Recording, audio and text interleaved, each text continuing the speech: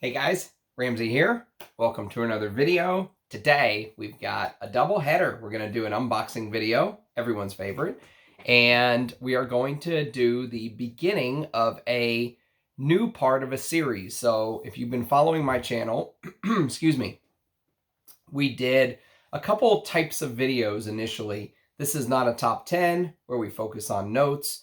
We did this year in perfume, which focuses on years the perfumes were made, and we did perfumers portfolios where we focus on the perfumers actually making the scents. So this year in perfume, we've made it all the way up to 2021. There's an entire playlist dedicated to this year in perfume where you can go check it out. And if you go look, I think I started somewhere in the 70s. So I left a lot of fragrances from the old times out, if memory serves, because I was thinking it would be best to go year by year, and I didn't want to do years where I had like one fragrance or two fragrances. So I just pretty much skipped much of what came early on. And what I want to do is I want to go back and rank this year in perfume video. And so I want to begin to rank them, but I also want to bring in some of the older decades that kind of got ignored in this year in perfume. And so my plan is, this video is going to be on fragrances before the Roaring 20s. All right, so the Roaring 20s are going to have their own video. So this will be everything before the Roaring 20s in my collection, which is actually not much. You have to think of how long ago that was. And so there's 10 fragrances that actually made the list. So this is going to be basically like a top 10, and it will be ranked. Many of these are some of the most classic fragrances of all time. How do you rank some of the greatest fragrances of all time, right? It's all subjective, okay? And so keep in mind when I go through this ranking, if you're absolutely shocked that such an amazing fragrance could be at number 8 or number 6 or number 5, in a ranked video, that's just how it's going to be. This is all my personal taste. My number 1 could be your number 10. No one's right in this. It's like picking a favorite color. Second thing is, I know I said I wasn't going to let having the flu stop me, and then I wanted to do this video yesterday because I had the parcel came in the mail and I couldn't do it. I literally lost my voice, and so I was trying to kind of protect the vocal cords, and my wife set up a humidifier, and that helped a little bit, and so if I sound a little hoarse in the video, I do apologize. The whole family is kind of getting over the flu. We went to a Friendsgiving a week ago, and, you know, there was a bunch of people there, and you know how it goes. The day after they call and say, hey, you know, one of them said, hey, guess what? Our kids just tested positive for the flu. And it was like, oh, God. You know, kids are just a breeding ground for germs. That's okay. It's good for the old immune system, and hopefully I'm on the back end of it. You know, but if my voice sounds hoarse, that is why. So let's do the unboxing first. There's actually two. Let me start with the smaller parcel. And in a normal time, I would have been doing an early impression on this video today because I wanted to get my thoughts out there as soon as possible on this. However, with my nose being a little bit clogged, even though I can smell, I don't really trust my nose enough to do an early impression video today. And so I'm just going to kind of set this aside. But this is a fragrance that came all the way from Canada. Can you guess what it is? My good friend Eugene sent me this. I don't know how much is here, but however much it is, whether it's a mil, 2, 3, 4, 5, every single drop is a blessing. Thank you for thinking of me, Eugene. It's very kind, and I will, once my nose is back in 100% operation and I trust it again, because, you know, when you're congested and stuff, you don't want to put a video out there on something this important and not be sure of yourself. So this is the new fragrance from the brand Les Abstraits, which I've talked a lot about his original release, La Dernière Exquise. This one is actually called Belle. It looks like Bel Ami to the untrained French speaker like myself, but it's actually pronounced Belle, beautiful soul. All of you beautiful souls out there. And interestingly enough, yesterday Eugene just put out an entire video on the theme behind Belle. So if you go to Eugene's channel, someone asked me the other day in the comments, they were like, who's Eugene? I was like, really? How do you guys know me and you don't know Eugene? But his channel is U, like the letter U, and then smells good. And so you can go check his YouTube channel out. And if for whatever reason there's one or two of you out there who are watching this and you don't know who Eugene is, you can go see his story behind this, the story of, you know, heartbreak, heart being shattered into a million pieces with La Douleur Exquise. And then this is kind of the story of the healing process. And it's made by master perfumer Antoine Lee. And yeah, see, I just don't trust my nose enough to do an early impression video today. Even though I can smell, I'm going to wait. I'm going to make sure I do it right. It's iris and Madagascan ginger at the top with Trinidad cacao, cardamom, and frankincense, sandalwood, musk, Venezuelan Tonkin bean, and this special vanilla that Eugene was saying Antoine Lee was very excited to get to use in his creations. He used it in Vanille Havane, which I've also talked about on the channel a lot from Les Indemodables.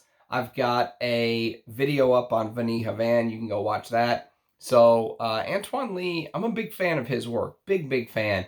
And he, you know, I really think he pays homage to the past, which today we're doing a video about the past. So I'm a big fan of people who, you know, understand the past, know the history, and pay homage to it. And Antoine Lee does that in his creation. So, Belle, you will get an early impression video on this from me very soon. As soon as my nose is back in business, I'm going to upload that. So that's the smaller of the two. The larger of the two packages, which I actually purchased this one with my own money. Let's pull this bad boy up here. So I got something in the mail from Fragrance Net, and it was like 36% off Black Friday. And I was like, that doesn't seem right. You know, I threw it away because I was so mad. I should have kept it so I could show you guys. But it was like 36% off for Black Friday. And all I did was Googled coupon codes for Fragrance Net, and boom, one for 40% off pops up. It's like, you bastards. So, of course, I used the 40% one because there's a couple fragrances I've been eyeing. And, oh, you gotta love this, right? We'll deal with you later. That's got to go in the trash. Okay, so one is actually a tester, and I went with the tester because I really don't care about the presentation, and it was significantly cheaper. In fact, I got both of these for you know, I got both of these for probably, I would say, retail off. Probably like 60% retail off of buying both of them combined. And so I just couldn't say no. It was a very good deal. And this is one. Both of these I've sampled, by the way. These are not blind buys. I've gone through probably anywhere from 2 to 8 mils of both of these. I still have some a little bit left in samples of both. And so, you know, this was a situation where I wore it, loved it, and decided I wanted a full bottle. And you know what really drove me to get the Amouage is I got that silver oud in the newer presentation. In the very first wearing, I wore it to bed one night. Didn't seem as, didn't wow me as much as the decant from the 50 mil that I got from Moudasir. And so I was a little worried that the new 100 ml bottles that they're putting these Opus line in is potentially reformulated. I don't know that. It's just a guess, because Silver Oud came out in 2021. Why would they reformulate it in 2022? My guess is that air just probably has to get into the bottle. But still, I got a little bit worried, and I was like, you know what? I've been wanting this. I got it for a good price, since it is a tester and all that, but it's 100 ml. And this is called Opus IX. And Opus IX is actually a creation. You can see right there, tester. I don't know why they put not for sale on there when everyone sells them. But let's see if the codes match. 91482. Let's see. Will it match? Nope, I don't think it does. 91482. Let's see. Where do I see that? I don't see 91482. Either way, I'm sure it's legit. I'm sure Fragrance Net is not selling fake stuff. And it did come with the little tester box, interestingly enough. But Opus, holy crap. Whoa, what is this? I don't think I've ever seen that before. The collar's coming off.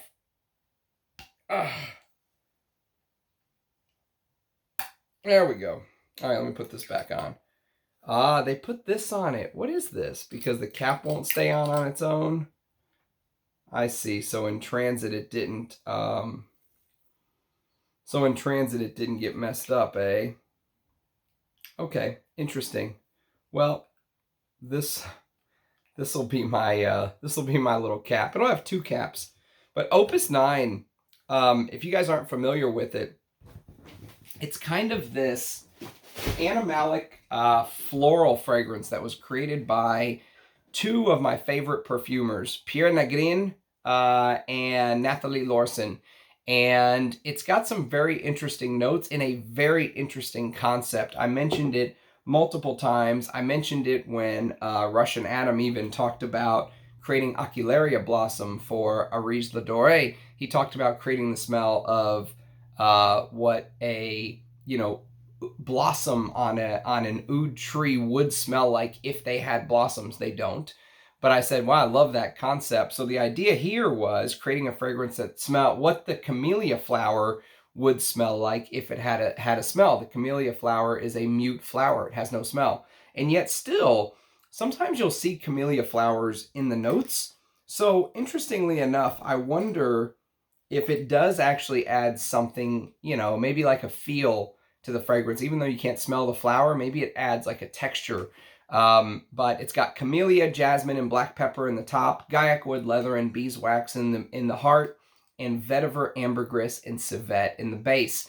And this could be challenging to some people, but I absolutely love this stuff. And I'm so glad to have this bottle, especially worries about reformulation. Those just get pushed aside. Now I'm hunting for Opus 5 and Opus 7. Those are the last two from the Opus line that I really, really want. The rest I can kind of go take it or leave it, if you will. But yes, Opus 7 and Opus 9 or Opus 5 are the two that's left on my list. So that's the first one. And so you'll be hearing more about Opus 9 in the coming year. And then we've got the big purchase, which, again, with 40% off, it made a lot more sense because the pricing of this is absolutely outrageous. Let's see if they actually sent me the right one.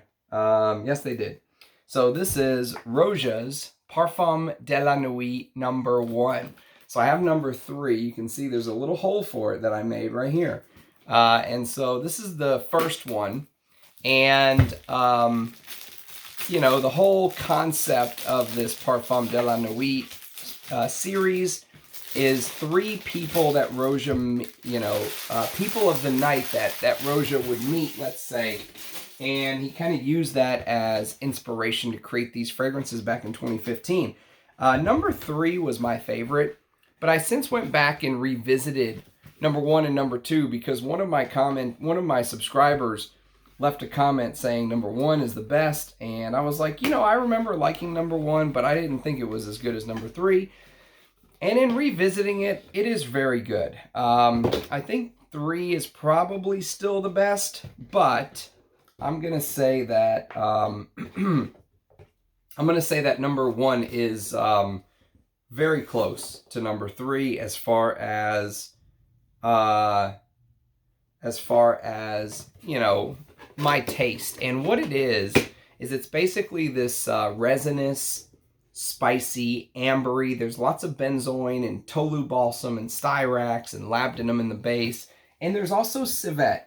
And maybe because I got a little bit more air in my, because I have a Discovery atomizer, those 7.5 mils that Roja does. And I noticed the civet came out a little bit more as I wore it to bed a couple times lately. And I said, man, I do need a bottle of this. So here it is, beautiful presentation. Lacquered box, me lord. And there's the bottle for number 1. And just a crazy presentation. Let's take a look.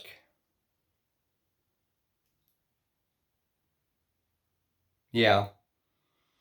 It is very good. I mean, it's so overpriced, but it is very good. Beautiful bottles, you know.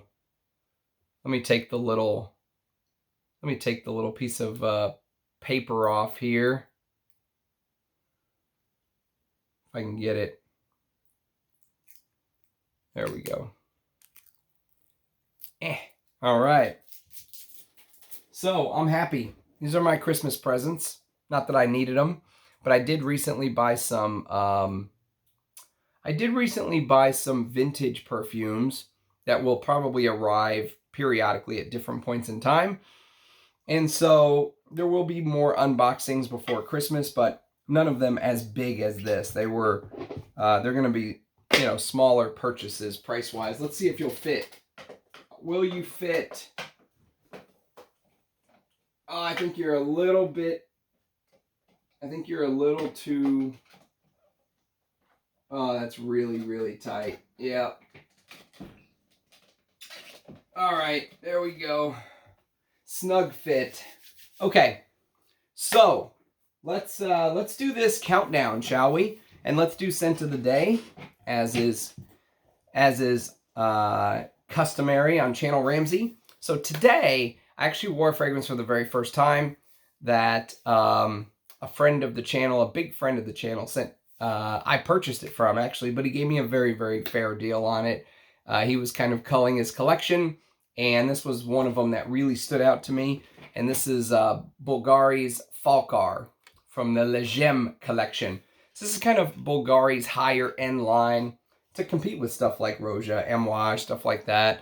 And basically, this is nice packaging too. Speaking of nice packaging, it's not lacquered though. It's not a lacquer box. But the bottle, which looks kind of cheap on screen, like when you're looking at it like this, you see this reflective cheap plastic, and this right here gold kind of looks cheap, and it feels cheap, and it is.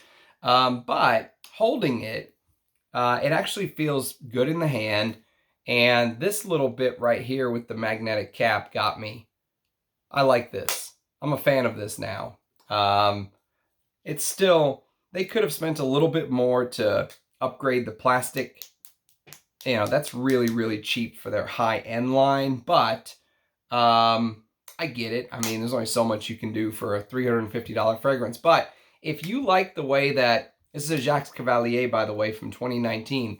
If you like the way that Jacques Cavalier kind of worked his oud incense for Louis Vuitton, because he's the in-house perfumer of Louis Vuitton, check this one out. This gives me big Louis Vuitton vibes. If you like, Nuit de Feu or something like that. This is basically a oud musk leather, is the way I would describe it, with this Middle Eastern saffron undertone. And, it's got this woody oud that comes off slightly animalic in the opening. It does have this black musk note, which I can't say I know what the difference is between black musk and regular musk. If anyone knows, leave it in the comments. But this is compared to a perfume I've never smelled called Oud Rosewood by Dior. And I don't know if they're similar, but I do really like this. I think it's, I haven't smelled the others, but I hear this is probably the best from the line. So I don't know if I'll chase the others, but I like this. I'm a fan, especially at the price point. Probably at full retail, I wouldn't go for it, but, getting it at a decent deal makes it a little easier to pull the trigger on something like this. So that's my scent of the day, Falkar. So sometime today I could smell it well. Sometimes my nose was a little stuffy, but I have enjoyed wearing it. Yesterday I wore vintage Calvin Klein Obsession for men. And yesterday my nose was really stuffy from the flu, and I was having a really hard time like enjoying this and picking it up. I'd get slight whiffs here and there, but I know this is beautiful, ambery, musky, animalic, and I wasn't really getting much of it yesterday. So today's wearing a Falkar is much better. I'll need to revisit that again once I'm feeling better. Okay, so let's do this top 10 countdown. So again, this is going to be fragrances before the Roaring 20s, so all the way up to 1919. And I mean, we're talking a long, long time ago. Some of the original all-time greats will be on this list. But at number 10, it's actually a Crown Perfumery Company fragrance that I have a review on. I actually have a review on, or an early impression, you could call it, on the channel. And this is called, so Crown Perfumery is kind of like the, excuse me, kind of like the defunct house that Clive Christian purchased. So they purchased the right to use the crown on their bottles. If you look at the Clive Christian crown, it is exactly the same dimensions. It's actually the exact same mold as what the old Crown Perfumery used in their old bottles, because Clive Christian purchased the entire factory. So they got all of the copyright materials and all that good stuff. Excuse me. And so this company, unlike, you can see right here, it says established 1872. And if you know Clive Christian's, if you know their fragrance lineup, you know they have a very popular citrusy scent for men, 1872 for men. They might also have an 1872 for women, but 1872 is definitely an important number to them, because that's the year that the Crown Perfumery Company was actually founded. So unlike other companies which maybe use BS about their history, this one goes back, way, way back. And so Matsukita, which if you look up Matsukita, it's a little hard to find information on this one, because they redid Matsukita a couple years back. Clive Christian remade Matsukita, and they have it issued. So it looks like, you may look it up and it may say 20... what's the Matsukita new one? Let's see, Matsukita 2021. It actually just came out last year. So all the articles, and I mean, you really got to go through deep Google to find information on the original Matsukita. But go check out my video for it. The reason it's at number 10 is this is such a British fragrance. It's so reserved. It's so, you know, I think about women in England getting all dressed up and, you know, walking to the church because they lived in a village that was very small. And, you know, I think of times like that. What I said it reminded me of is, imagine like a white baby's bonnet that the mother had like ironed and put it on the baby. It has this very clean, powdery, clean yet powdery Chypre is basically what it is. But it is so reserved. It's so Victorian. That's the word. It's very Victorian. It reminds me of Victorian era women, housewives. And while I enjoy this, there's so many better scents from the Roaring 20s, but this is still a blessing to get to experience because someone sent me this. And so I still have a little bit of juice. I'll get to wear it and kind of get to know it a little bit better. But Matsukita comes in at number 10 on this countdown, and that's from 1894. I'm gonna grab a lozenge so I'm not coughing in you guys' throat. So I'm not coughing in your ear. All right, let's throw this Ricola in. Okay, so number 9. Number 9 is actually another Crown Perfumery Company creation. And so Matsukita was 1894. This is even earlier. This is 1882. And when you look these scents up, by the way, All of them are going to show the perfumer as a man named William Thompson. He's the man that founded the Crown Perfumery Company.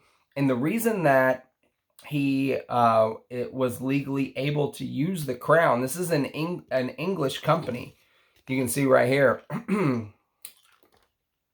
made in the United Kingdom, is he actually got a royal decree or a royal warrant from the Queen of England at the time to use the Crown. That's the reason. That's one of the reasons that Clive Christian wanted the assets of the Crown Perfumery. They didn't actually use these old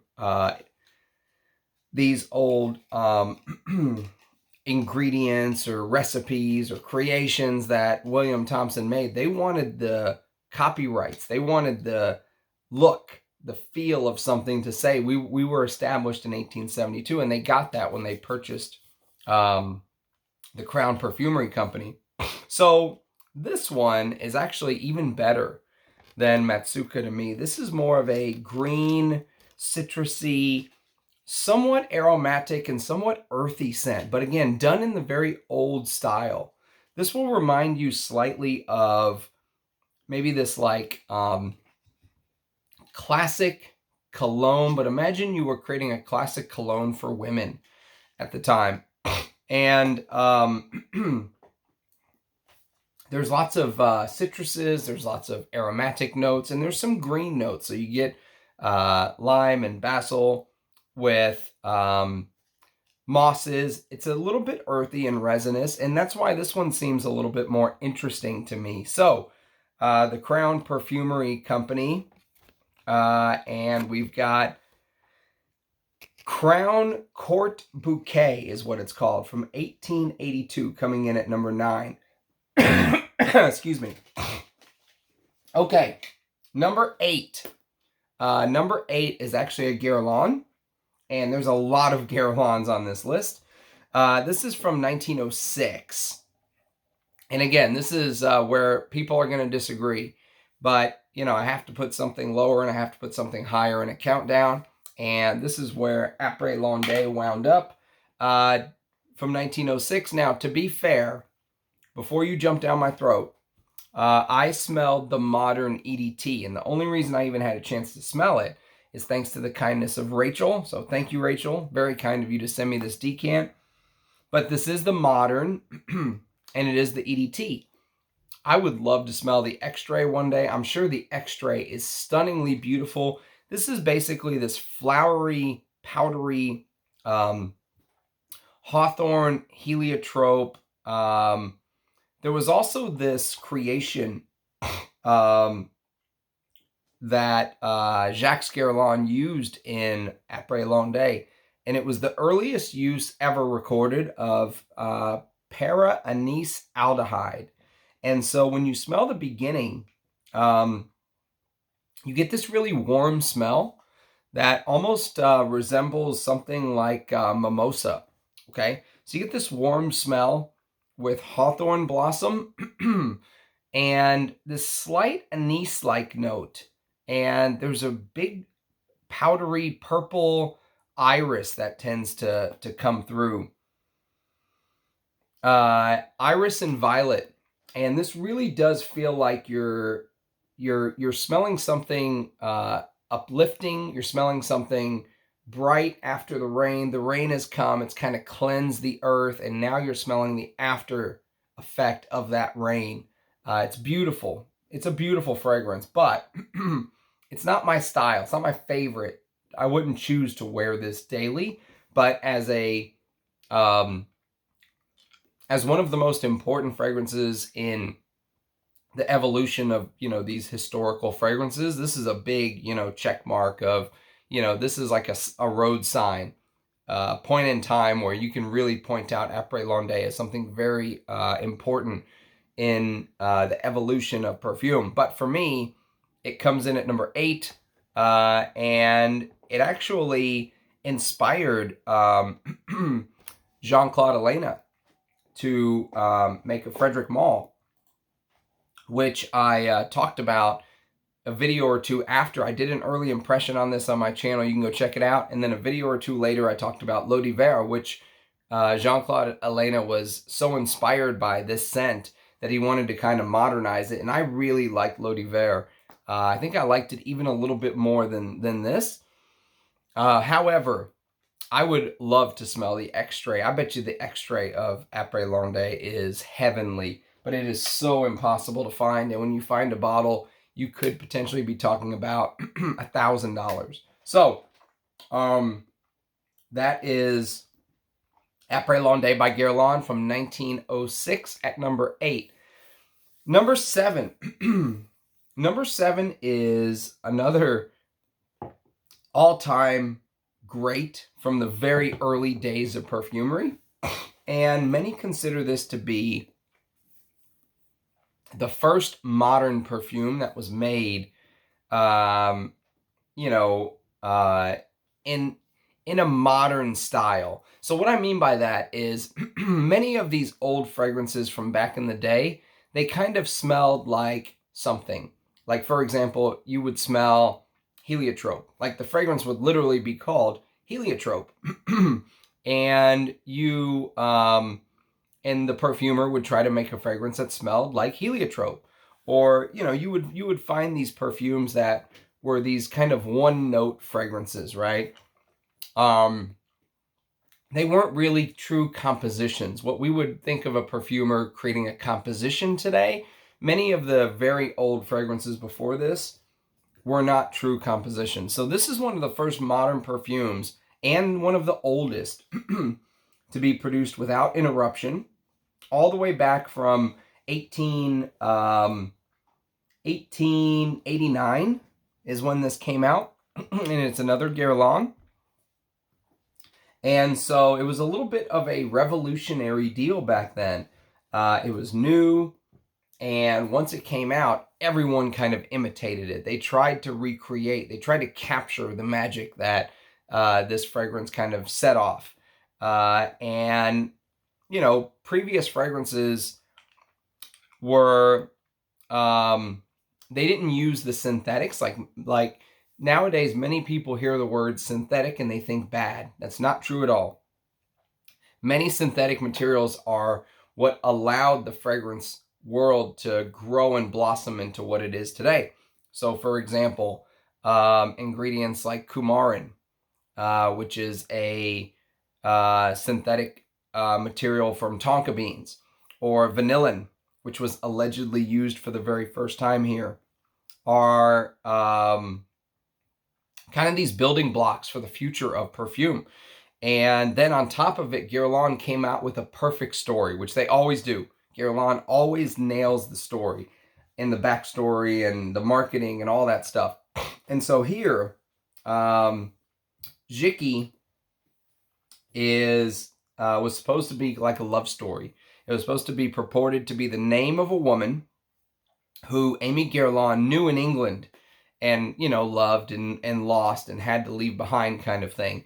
But on the other hand, many people say that it was actually the name went back to the nickname of his nephew, Jacques Guerlain, who, the great Jacques Guerlain we were just talking about, probably one of the greatest perfumers of all time.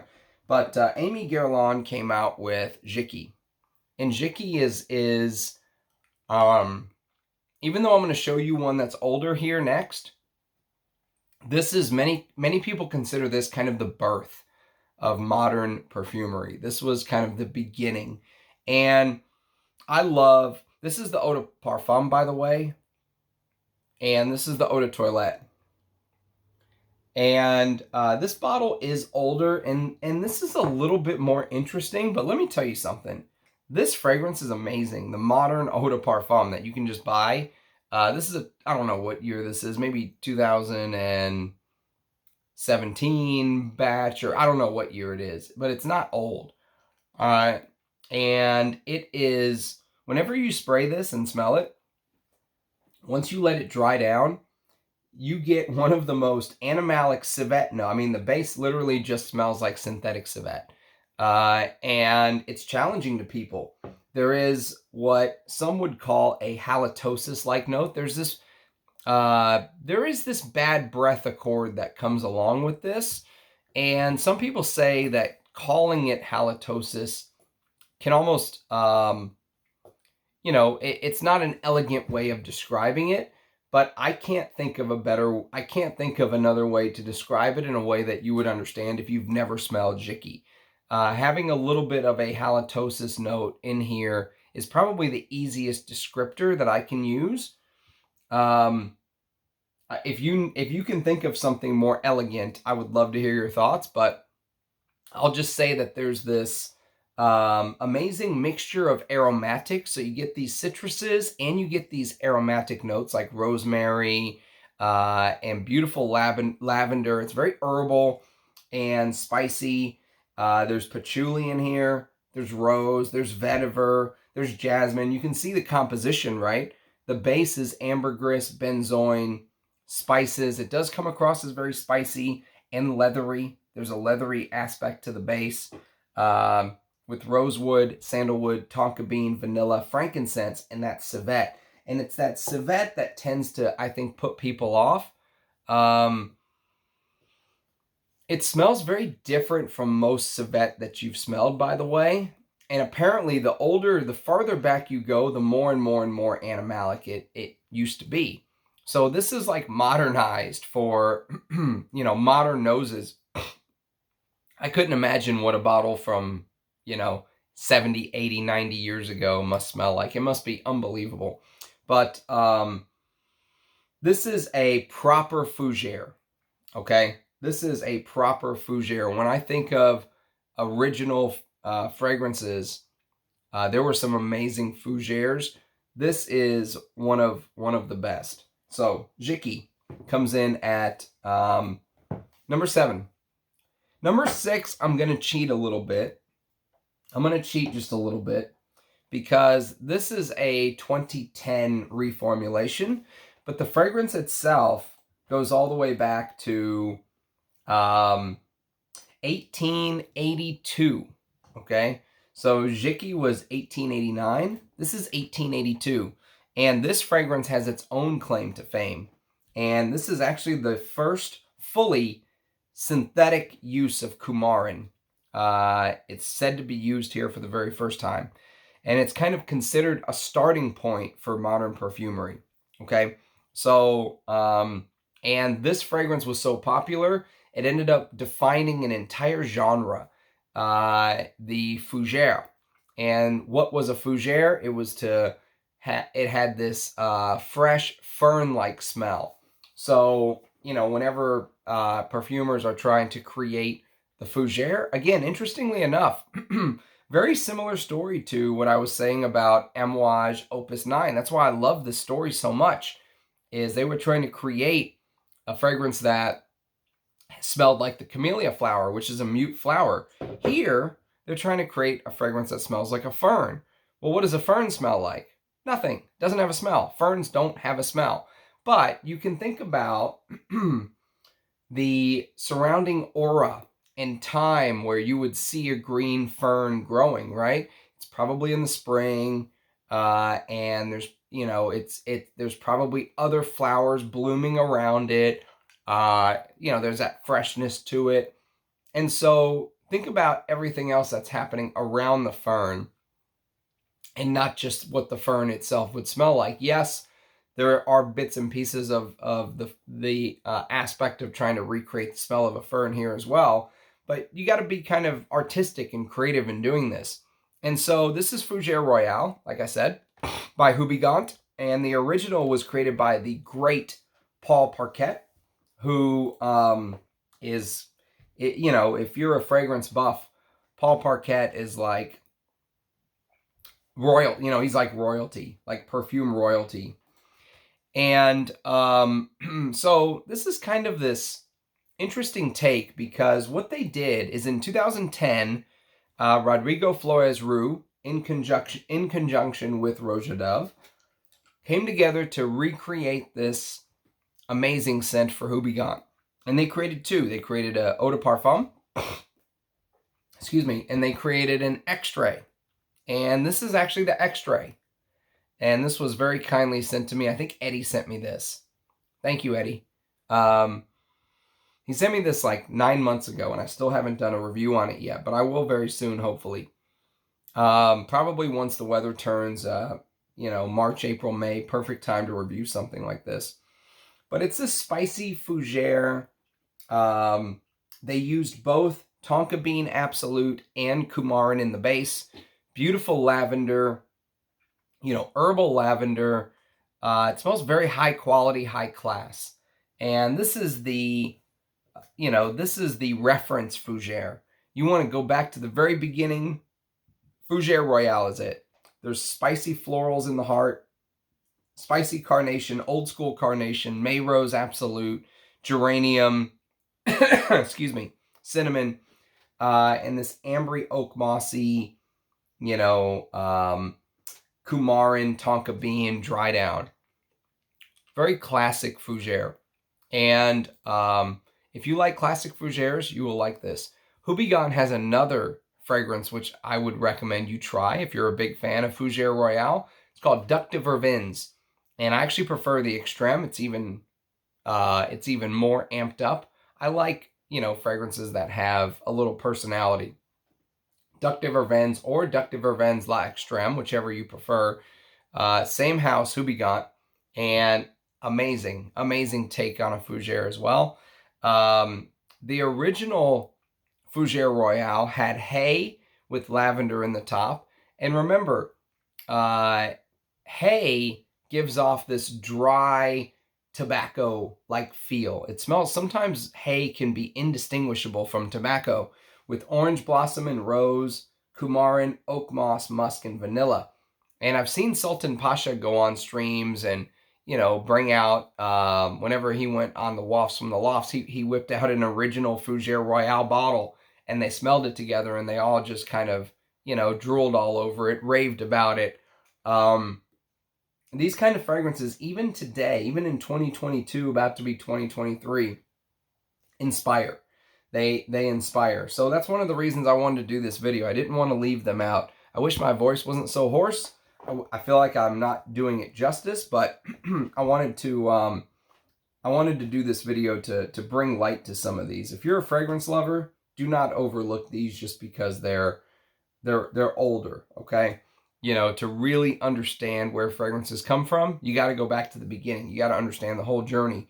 So number 5 is actually from 1904, and it's another Guerlain. Guerlain kind of dominates this list. With most people, I think that's how it would be if they did a top 10 fragrances pre, the Roaring 20s. And so this is a Guerlain. And at number 5, we've got Mushwa de Monsieur. So why do I put this at number 5 and Jicky at number 7? I don't know, honestly. I just prefer Mushwa de Monsieur. There's really nothing I can put my finger on. There's nothing, that jumps out to me every single time and says, this is why I prefer Mushwa de Monsieur. My guess is, and again, it's just a guess, is there is this powdery, irisy feel to this fragrance. Whereas I don't get the powdery bits as much from Jicky. The lavender will give off a little bit of it, but not in an iris-like scent. Here it feels like there's this iris-like accord in the dry down. And they've added this lemon vervain, lemon verbena, whatever you want to call it, feeling in the top, with jasmine, neroli, patchouli, rose, tonka bean, and cinnamon. And so the aromatic pieces, the rosemary, the green basil in Jicky has kind of been removed. And in its place comes lemon vervain and a little bit of iris. And I don't know what it is. Maybe it's because I discovered this first. I don't exactly know why I prefer Mushwa de Monsieur. Maybe because early on in my journey, I only went for the masculine scents. I never gave the feminine scents a chance. And so, it instantly kind of had a leg up on Jicky. But again, it's a personal ranked list. I could easily see someone say, nope, Jicky is the more influential fragrance. It's the one that deserves to be higher, and I don't think I could argue that. It definitely is the most influential fragrance. And this, actually, there's a story behind Mushwa de Monsieur. Well, there's multiple stories behind it. But Mushwa de Monsieur, excuse me, Mushwa de Monsieur literally translates to handkerchief of a gentleman. And what they would do is, in the old days, is they would actually put a handkerchief in their pocket square, in their, you know, as a pocket square, and they would spray the handkerchief with a fragrance, like for example, Mushwa de Monsieur, and they would go out. And if they met a woman that they liked enough to want to see again, they would give her the handkerchief as like a memorabilia to remember him by, right? Very different mating rituals back then, I can tell you that. But it does kind of it does kind of bring to mind just how far ago we're talking. 1904 was a long, long time ago. Things were very, very different back then. And this fragrance was actually, it was kind of hidden in the Guerlain arsenal for a long time. It was kind of one of those if you know kind of things. Almost like going to a restaurant and knowing they have a secret menu or something like that. This fragrance was not publicized. If you went in there and asked for Mushwa de Monsieur, they could pull it out from beneath the counter or something like that, but it wasn't excuse me. It wasn't like a big seller. It wasn't like a big hit like some of the ones we're about to talk about next. And so you know, Mushwa de Monsieur kind of flew under the radar. And I think it's discontinued. I'm going to grab a sip of tea.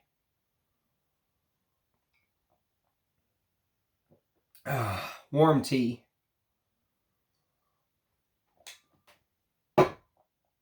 Okay, so Mushwa de Monsieur was officially, I think, discontinued or relegated to France. So you have to go to like the French boutique to buy it now, unfortunately, which is a shame because this is a brilliant fragrance, one of my favorite Fougères. So Mushwa de Monsieur comes in at number 5. Number 4. Number 4 is actually one of the greatest Chypres of all time. Many people would consider it the greatest Chypre of all time. It's Coty's Chypre. And this is almost like the gold standard for Chypres. It is where many of the Chypres get their name from. However, there were Chypres before this that were called Chypre. But this kind of set the Chypre on fire. It is the reference Chypre that many people think about. And Chypre in French means cypress, okay? And the notes were inspired by the Mediterranean or the Cyprus landscape. And so it's very famous for things like mosses and resins. It's got bergamot in the top, oak moss in the base, labdanum in the heart. And that's normally the traditional Chypre structure, if you will. And so there are even, apparently rumors are, there are even fragrances made going back all the way to the 19th century, maybe even older, where Chypres were made. This structure of mosses in the base with labdanum and bergamot. Some even say go back to Roman times. So If you know my taste, you know that Chypre is one of my favorite categories of all time. And this is one that I'm just blessed to have a couple mils to talk about. Excuse me, I haven't done a video on it yet, but hopefully I will very soon. And then we've got the top 3. So number 3 is Guerlain's Blue. Probably one of the best lines in perfume ever was said by Jacques Guerlain when he created Blue. He said, "I felt something so strongly that I could only express it in a perfume." How's that for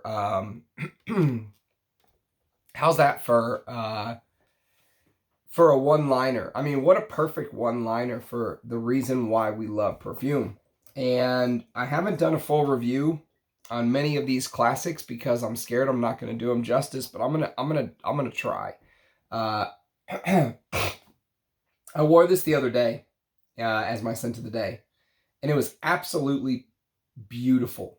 I enjoyed every single second of it. That anise bergamot opening. I often tell people this is a heliotrope fragrance, and some people kind of look at me like I'm crazy. Look at this. Dominant notes, heliotrope. And it does. It has this spongy, you know, dentist taking a imprint of your teeth feel. Very purple. Very, the sun is set, but there's still a little bit of light in the sky. It's it's a very sad, introspective, internal. It really makes you look inward, you know? I'm going to finish this video, damn it. I am not stopping. Even though I can hardly talk, I'm going to finish this damn video. Okay. Final 2. Number 2 is Santa Maria Novella Pote Espana. And this was sent to me by Armando. This was almost number 1. I'll tell you that right now. 1901. This came out. This prompted an entire video on... excuse me. This prompted an entire video on the difference between Spanish leathers, Russian leathers, and modern suede-like leathers. You can go check that out on my channel. But this fragrance is instantly one of my favorite leathers, and totally full bottle worthy. And if I can find this vintage gold foil, if I can find a bottle of this vintage gold foil label bottle that he's talking about, I'm buying it. I don't care how much money it is, I'm buying the damn thing. It is one of the best leathers I've ever smelled. It's got Calabrian bergamot, jasmine, violet leaf, hawthorn, and birchwood. So there's a smoky aspect to it, but it's a Spanish leather. And it is beautiful. It's animalic. It's perfect. I think it's absolutely perfect. And I am just stunned. I've never smelled this. And I'm even more stunned that this brand flew under the radar so much for me. You know, they were founded in 1221. 1221 they were founded by a bunch of monks that ran this monastery apparently in Tuscany, and they would pull their herbs from the garden and make, you know, remedies, which I could use right now. Excuse me. But it's a brand I need to look into more, I'll tell you that. They, I think, really blew up in the 1500s when Catherine de Medici set out from Florence to marry the French king and brought, I think, some of this with her to France. And I think that's when Santa Maria Novella really blew up. But many of these houses come up with fake years, 1776. You know, they say they were founded here, then, and you don't know what to believe anymore. These houses that we're talking about, like Santa Maria Novella and Crown Perfumery, they actually are legit. They're the ones that were around in the late 1800s. you know, and in the 1900s, 1910s, and right before the Roaring 20s, which I'm cutting this video off at. So, number one, let me get to it so I can stop talking before I officially lose my voice. Number one is Mitsuko. And I had to put Mitsuko number one because it deserves it. I mean, as much as I'm infatuated with this right now, and I think I like this, I think I would like this as my number one, I just could not put it there. I could not put Mitsuko number two. It came out in 1919, and it is just perfection for a Chypre. I even have the Eau de Cologne. It's amazing. This is the EDP. This is the EDT.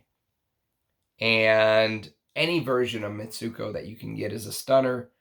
It probably brings that fruity Chypre, you know, just reference fruity Chypre with that peach note done to perfection. Jacques Guerlain just knocked it out of the park with this. And even though Coty's Chypre, you know, came out a couple years before Mitsuko, for me, it's Mitsuko all the way. I mean, this is such a special fragrance. Every time I wear it, I always pick up different nuances, and it always makes me feel a certain way. Every time I think, maybe this will be the time I think I'll have Mitsuko figured out. Never. I don't think I'll ever be able to figure this out. I think as long as I'm alive and as long as I'm wearing this, it's going to give me different vibes, and that's the reason it's number one. It's the best fruity, you know, spicy Chypre I think I've ever smelled. But there are some preferences I have. I like my Chypres to be dirtier. So if you go watch my top 100, you know, I put Diaghilev ahead of this, but as far as, you know, where they sat in perfume history and the creation and the technical skill to come up with this in 1919 before all the modern technology, this is miles ahead of Diaghilev.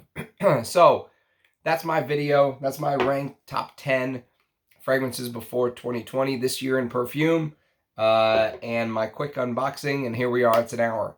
So I didn't lose my voice. I almost did for a second there, but I didn't. Thank you for sticking through watching this. Sorry for the coughing and the clearing of my throat, but I'm glad we were able to knock it out. Let me know what you think of the lineup. Let me know what your favorites are. Let me know what you think of the unboxings. Can't wait to talk about Eugene's new fragrance, Belle. So thanks for watching, everyone. Cheers, guys, and hopefully see you tomorrow. Bye now.